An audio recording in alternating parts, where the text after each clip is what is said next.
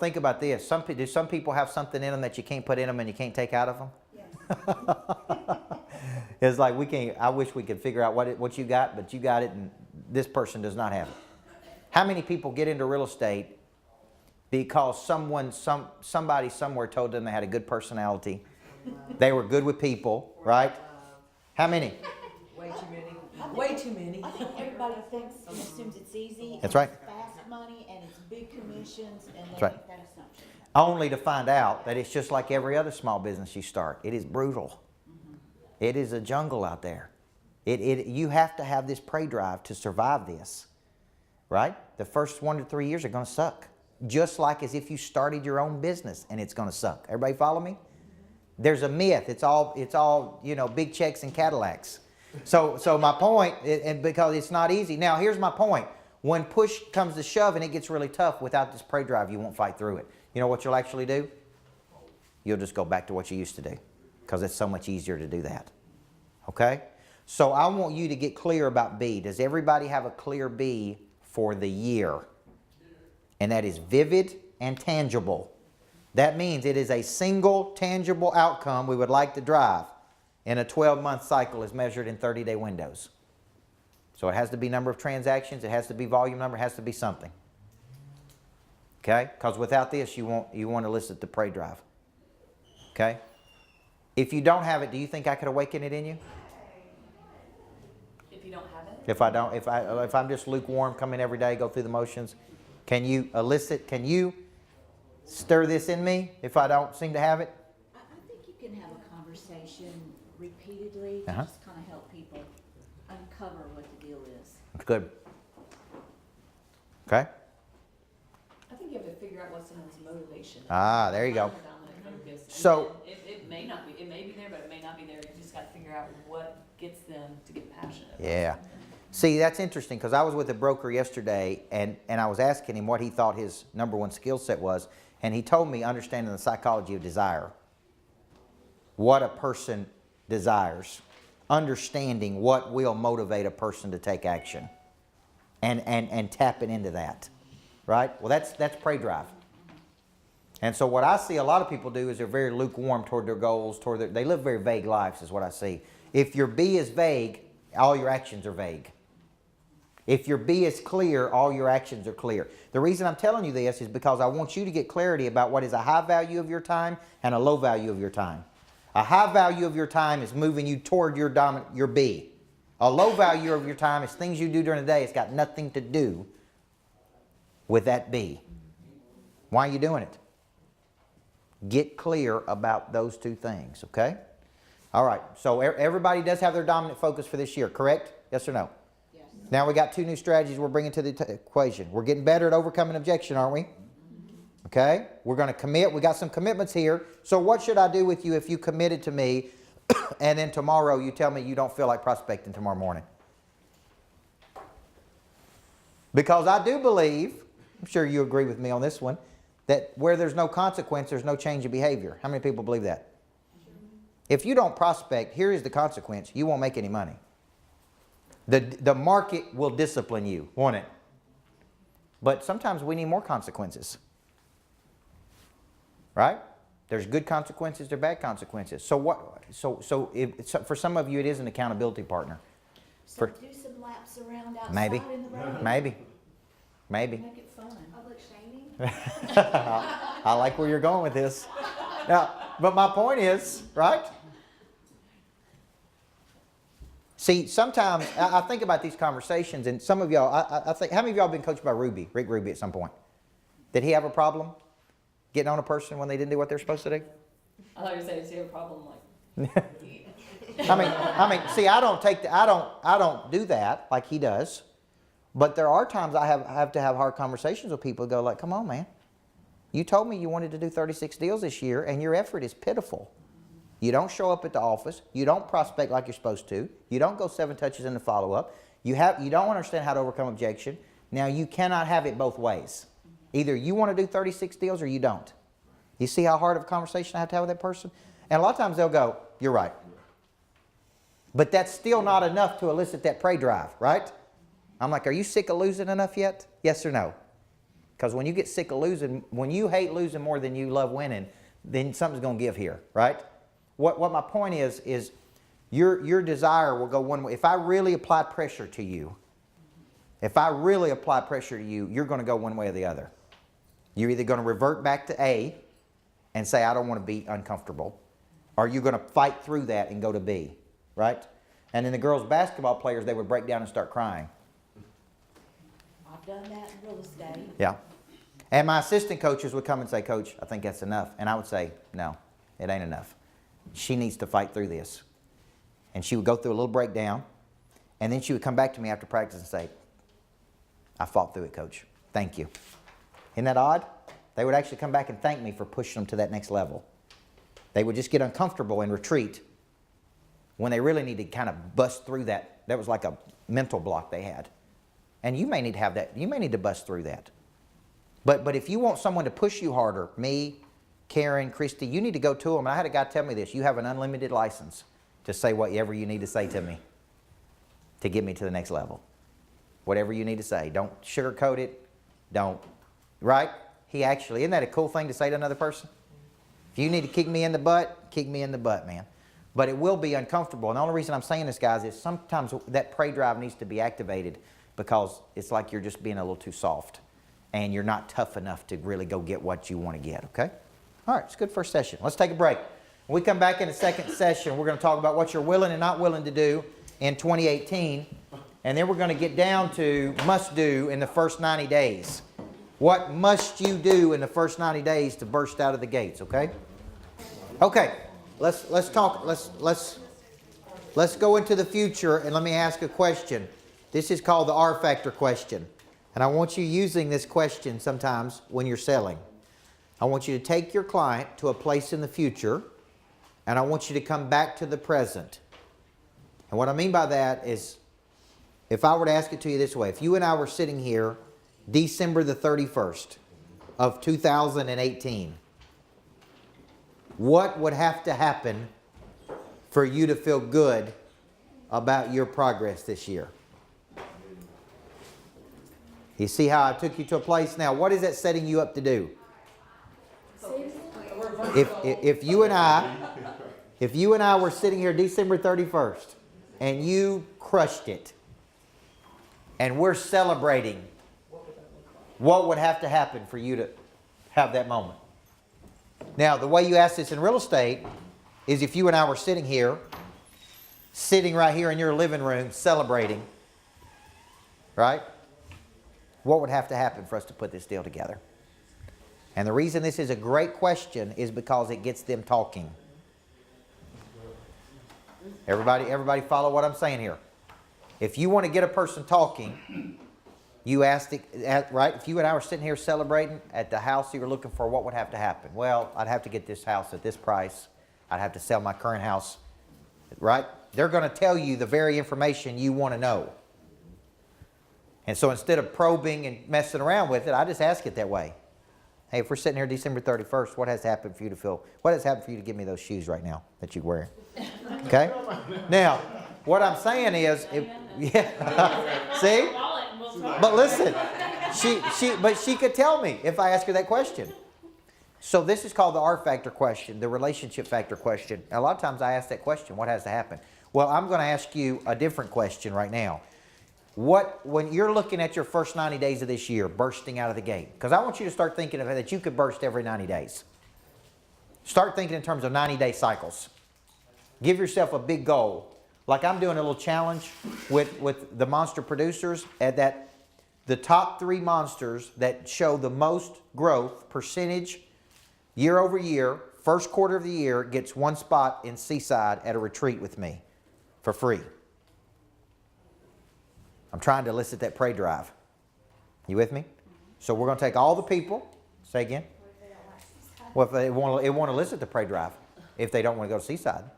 But for the ones that do, I say, look, we're going to measure first quarter last year, first quarter this year. So the contest is January 1st to March 31st. The person on the team that shows the most growth, 3 people that show the most growth year over year during that cycle wins that.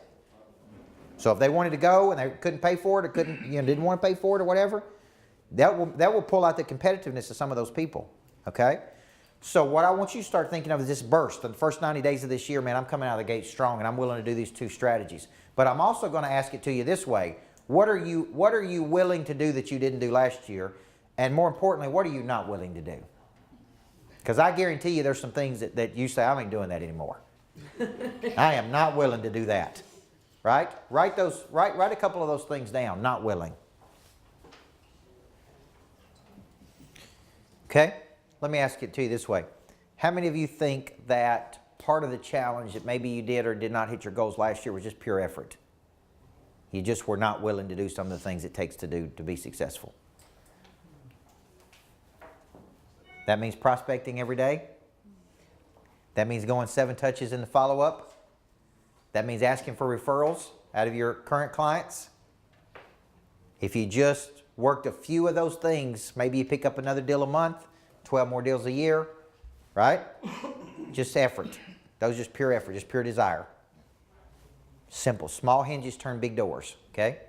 Small hinges turn big doors. Now, And the discomfort. I think Yeah. it's really hard we get in our own way because like, well, let me just check a few more emails and then you go down a rabbit hole. Right. So I think just really time, Yeah.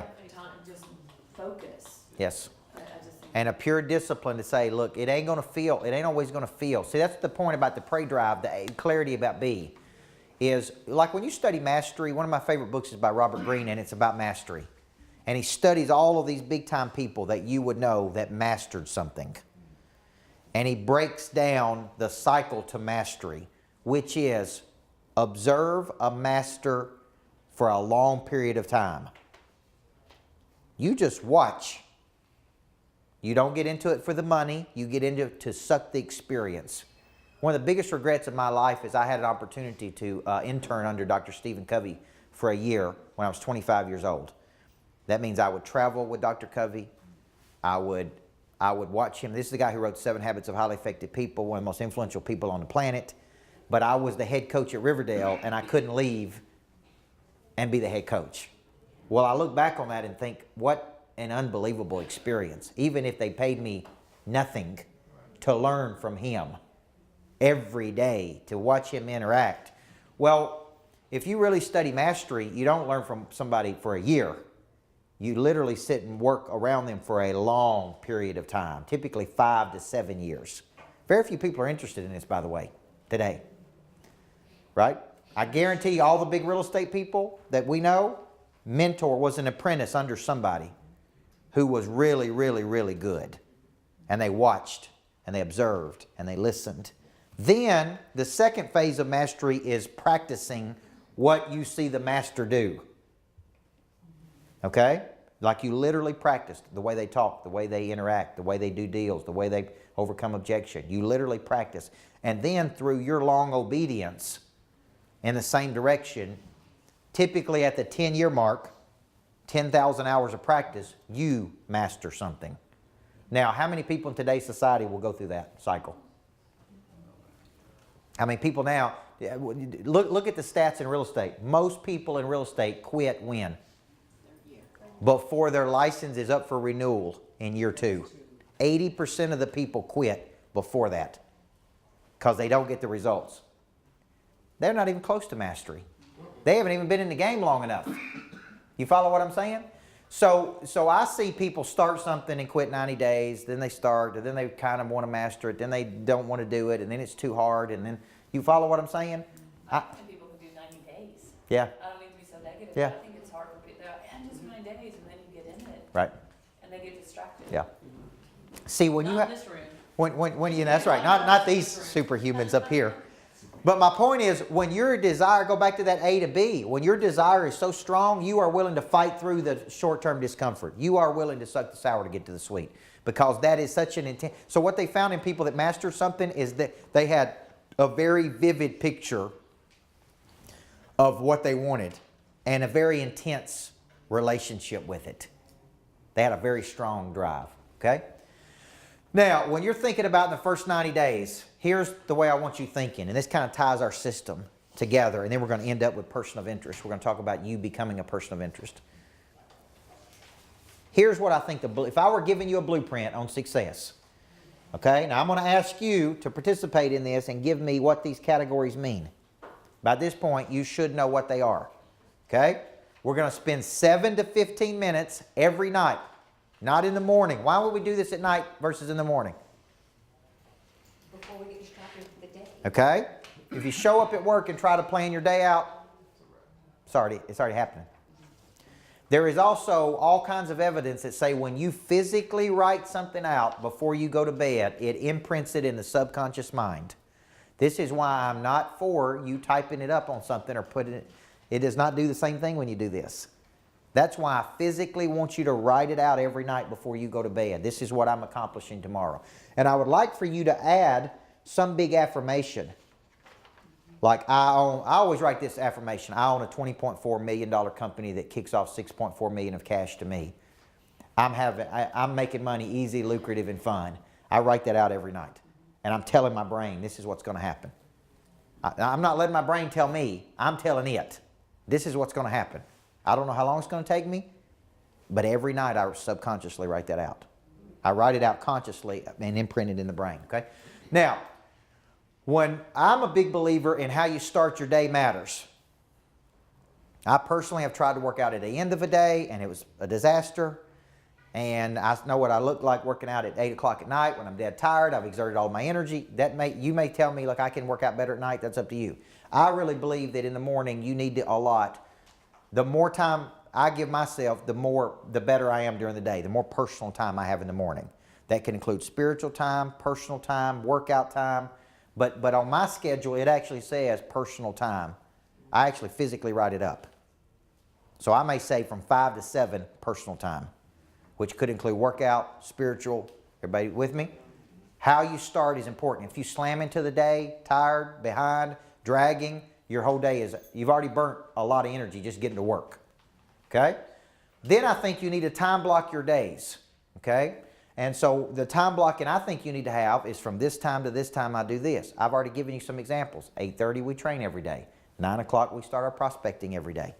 Okay? Let's get it out of the way in the morning. Now you may tell me I prospect all day long. Great.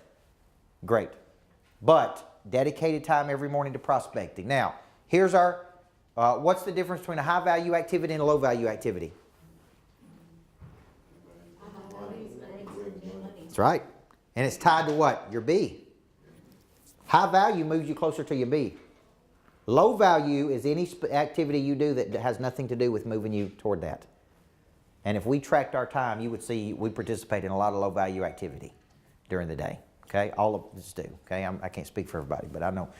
All right, give me an example of hit list. Let's say today I said pull out your planner and show me your planner where you mapped it out last night. Okay, some of y'all get nervous, aren't you? Hit list is new money. So is that, should I put specific names on there? Yes. Where does that money come from? Where could it come from? There's 4 areas the hit list can come from. Past clients, who else? Present clients that you're asking for referrals, right? Partners. When's the best time to ask for the referral? Happy, happy. When? Contract to close, right? Through the process. How do you ask for it? This has been valuable for you. Who else do we need to be helping? Any of y'all afraid to ask for a referral? Because a lot of people don't ask, do they? I've done real estate transactions, they never asked me. And I love the transaction, like they were unbelievable, and never asked me the whole time. Now, you really do it unbelievable, you may not have to ask. But a lot of people just get busy. So hit list comes from past clients, current clients. Could it come from a strategic partnership? Yes. Your hit list can be, I partner with this person. I got a feeder system, I got a channel account, I got something that I'm partnered with. Hit list, that's my hit list. It represents new money. I think you should have 3 to 5 people on there every day. All right, what's on the farm club? Who is the farm club in the system we're teaching you? What does that represent? So hit list is new money. Money you're about to convert. Okay, that's right. Money that is in the pipeline. Well, what I mean by the pipeline is I would classify this as you don't have a contract on this yet. I believe in real estate, the farm club is people who have indicated interest. Look, I'd like to buy this house. I'd like to sell a house. I'm interested in doing some deal. I've indicated some type of interest in taking action. How many touches are we going in the farm club? 7. Minimum of 7. Long obedience in the same direction. What is the difference between a linear touch and a nonlinear touch? It's just a piece of information. Okay, which linear? Think nonlinear. Okay, is when you send them something that makes them stop and think. Hey, I just did this with another client just like you. Take a look at this. I found 3 other properties that look great. Hey, I wrote a blog on this. Hey, watch this video. That is a jab, a nonlinear touch. A linear touch is bam. Have you seen enough to take action? Because I think we're losing momentum. It's more direct. You told me you wanted this property and I went and found it for you. What is stopping you from taking action? Linear is okay? I mean, it's hardcore. It's like, hey, what's stopping you? Seems like you really want to do this. We're wasting time. Okay? That's linear. For every 3 nonlinears, you need 1 linear.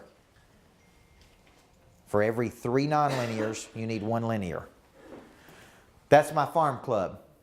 All right? Give me an example of what is the top 25. Because this is our day. This is what should be in your planner. If I'm looking at your planner, this all should be on there. Give me an example of what a top 25 is. Okay? Do I have to be a client of yours or have been a client of yours to be in your top 25? No. And a top 25 person is a person who is out there actively advocating for you. They're fighting for you. So, how do I prime the pump with these people? Yeah. Basically, high touch, high frequency. So I like to touch 3 of my top 25 on a consistent basis. So let's say here's 3 for today, then I got 3 more, then I got 3 more. Typically, I don't get to all this stuff, by the way. I don't want you to feel like a failure if you don't get to all this. I may get to 70% of that, but 70% is better than nothing. So if there is any part of that that you absolutely, that always falls into the 70%, never don't, there's never a day that you don't do it. What do you? Hit list in Farm Club. Now my top 25, let's say you're my top 25 and you're on there today. I may not get to you today, but I put it on tomorrow's schedule and I get to you tomorrow. But I never go without a day without working my hit list in my Farm Club. Hit list is new money. Farm Club is people in the pipeline. You with me? Because I'm dedicating 9 to 11, then you know, that's my time that I'm working that hit list in Farm Club. If I'm speaking from 9 to 11, I'm going to dedicate from 1 to 3. I'm going to find time on that schedule to work that hit list in Farm Club. That is a non-negotiable. Okay? The other stuff, sometimes I don't get to it, right? Sometimes a little engine runs out of steam, okay? So my point is, it's like, hey, man, I don't feel like a failure when I go home. I just say, hey, I'll get it tomorrow, right? So don't feel like if you don't get to all this stuff, I just want you working this, okay? Now, why is this new customer onboarding? So top 25, you need to be doing parties for your top 25. You need to be doing events for your top 25. You need to be doing dinners with your top 25. You need to be, I believe there's 3 referrals per person in that. That's 75 referrals a year out of 25 great people. So if you ask me a different question, where can the most money be made in this system? I would tell you the top 25. If you said, look, I ain't doing anything Coach Burt says, except that one thing, okay? If you said that, I would tell you, you better work at top 25. Because that is, would you take 3 referrals a year out of 25 good people? Yes or no? Your top 25 won't send you crappy referrals. And these people need to be nourished. They need to be nurtured. They need time and attention from you. What they really want is your attention. Okay? So just try to, fit it in there. Why is it important on the new customer onboarding? I call that the net promoter, by the way. They're not advocates, but they're net promoters. A net promoter is a person that when asked, solicited, they say positive things about you. It's very important that you onboard your clients correctly, which means explain to them what all you can do for them and slow down to speed up, like slow down in the beginning of the relationship. Slow down, articulate, okay? So if you signed up a new, let's say you got a contract on a house, that would fall under this new customer onboarding. You just did a contract, they're excited, you want to spend a little bit more time with them and love on them and nourish them, because ultimately we want them to be where? Top 25. They're top 25, but it's not going to happen. So if you did that much activity, look at how much high value activity you'd have every day if you just worked the system like it's supposed to be worked. Hit list, farm club, top 25. Now, what's the biggest challenge with this? What's the biggest challenge you see with this? Time. Yeah. So if you don't time block, right? Throughout the course of the day, I'm trying to just get you in high value activity. That's 3, 6, 9, 12. That's really 12 to 13 or 15 activities a day. Okay? If you cut everything out and you're crazy busy, I want you to never forget this. You got to at least do 3 things a day to get a new client. Every day. That can be a text message, phone call, follow-up, email. That's a high-value activity. 3 a day, like taking vitamins. 5 days a week, 15 a week, 60 a month. If you do 60 things a month, you think you pick up 1 or 2 more deals? Yes or no? Yeah. Okay. You may have a question. Sorry, it's a top 25. Go get it, girl. Go get it. She's coachable. Now, all right, let's spend the balance of our time on this concept of person of interest.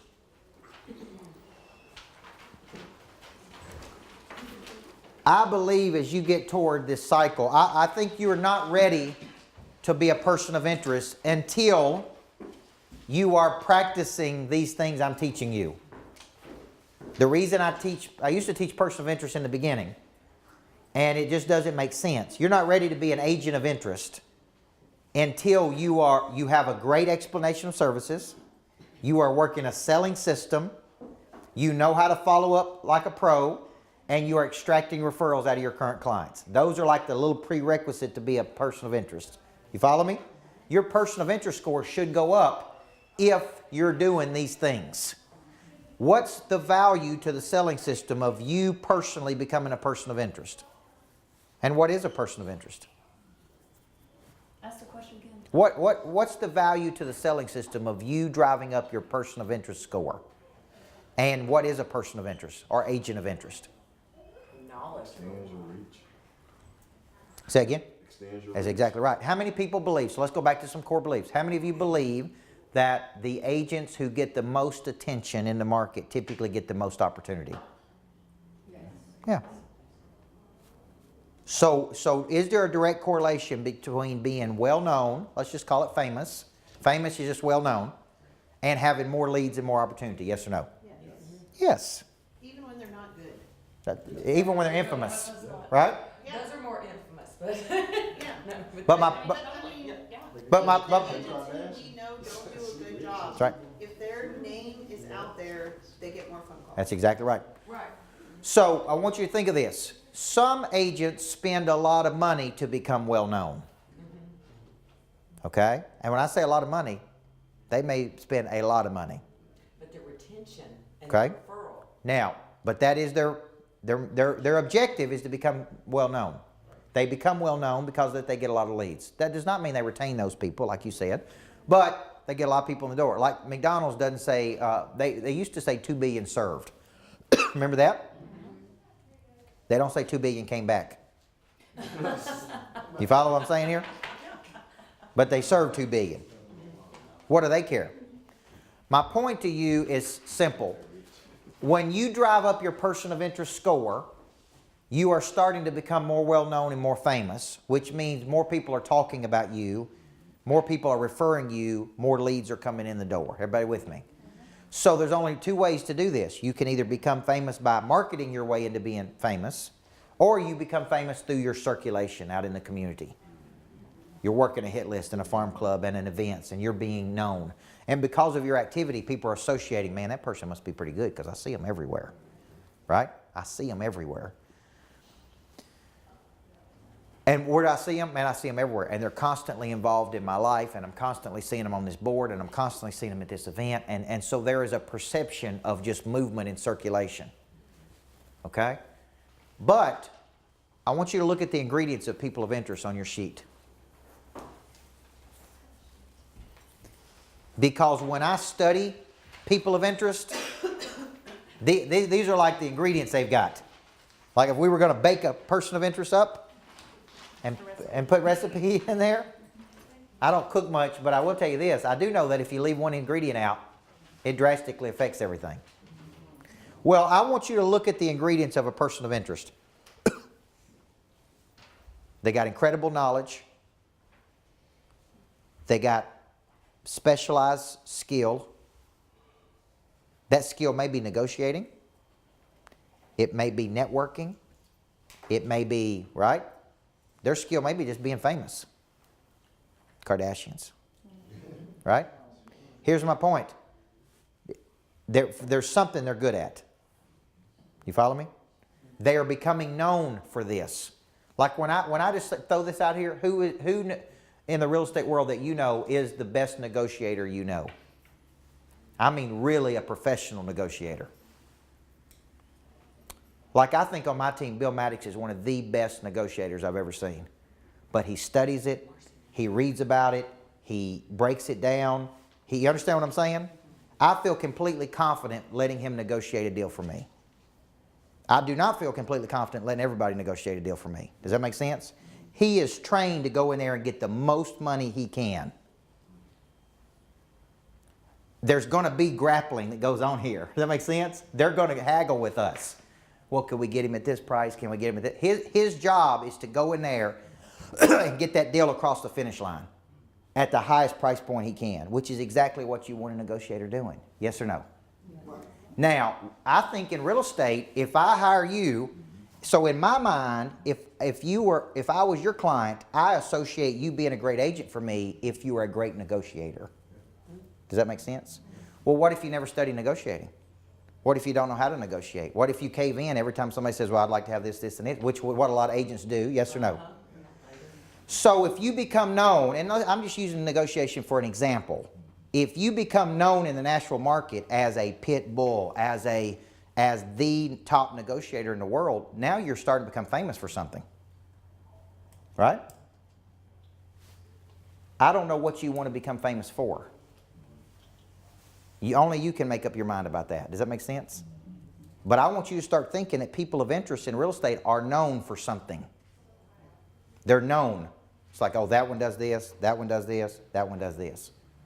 That one's better than everybody else at this. So I see some, here, let me give you an example. Some people are better negotiators than others. Some people are better at taking complicated deals and getting them across the finish line than other people. Some people are better at regulating people's emotions better than anybody else. Some people have a deeper network, and so they can sell a house faster than anybody else can. Some people are great at getting attention. They're better at getting attention than anybody else does. You have got to start making up your mind if you really want to be a POI of what it is you're going to become known for. Okay? So I want you looking at those skill sets: knowledge, skill, desire, confidence, likability, connectivity, deep networks. What does that free prize mean? Free prize is there's something I get with you I can't get with any other agent. It can be tangible or intangible. You know, in the old days, I still remember when agencies would do the moving trucks. Because back in the, 90s, that was a new deal, right? I remember back in the 90s, nobody was doing moving trucks. And one agent came along, or multiple, said, look, we're going to do moving trucks when you do this. That was a free prize, right? I've got a landscaper that I coach that's adding on things to his landscaping services. So I not only mow your yard, I also clean your windows for free. I not only mow your yard, I also do the leaves for free as part of the deal. I say, if you just babysit kids, man, then we got a deal, right? Take it all the way, man. If you're going to take it all the way. But my point is, he's thinking like this. He's thinking that no other landscaper will do this. So I'm going to throw in one thing that nobody else will do. And when I'm sitting down with you, not only will we do this, this, and this, we're going to do this. And that's free. I do things, if you notice what I try to do, I do monster couples, free. I do monster kids, free. So what I do is I throw these things on top of, and I say, look, when you get us, you get this and this and this and this and this, and you get this. And what I know is I'm trying to differentiate myself from the other coaching companies. And so I just add these free value adds on. And you may say, well, is it costing you money? No, it's actually a better retention tool. So what's your version of that? So the only thing I want you to do, and I'll close with this, is if you had to circle 2 ingredients that you feel like you're lacking, 2 things you think you're missing out of the person of interest, what are they? If you said, I really need to work on these two areas in 2018. I really need to work on these two areas. Can you imagine what a force of nature a person is when they have all 7 or 8 of those ingredients? That's why they're people of interest, right? You look at most top agents and they got a combination of those things. Now, they may have one ingredient that is stronger than others. So for example, maybe they're not that likable, but they're an incredible negotiator. Or they're not that likable and they're an incredible networker. So what happens is one thing overrides something else. Like sometimes if they may be a pure genius, but their social skills are not that good. But you're willing to overlook their social skills because they're a pure genius. You with me here? So I want us thinking in 2018, I want every person in this room to become a person of interest. What's connectivity? All right, great question. Connectivity is 2 things. It's your ability to connect to other people, typically in a social setting. I always say, like in Tennessee, could you connect to a farmer with overalls on, and could you connect to a person wearing a $5,000 suit? See that? Some people can. I can put them in certain scenarios, and they can't connect to people. Okay? But also another connectivity in today's world is because we're living in a digital world, and a person is making their assessments about you through Facebook and LinkedIn, and that's another connectivity. It's like I feel like I know that person. There's an affinity with that person. And so that's a new kind of connectivity. But it's really just when I put you in social settings, how well do you connect with people? Like what good is it if you're a genius, a real estate genius, but you can't build rapport with a person? You can't get buy-in, you can't get likability, you can't get, you follow me here? So this year we're trying to get you to become this POI. And what'll happen is you'll pick up more deals as a result of it. And I love it when people call you and that you don't even know. And they say, I've heard about you. Everybody's telling me that I should do business with you. All right, guys, thank you for being coachable today. I appreciate you. Have a great day, okay?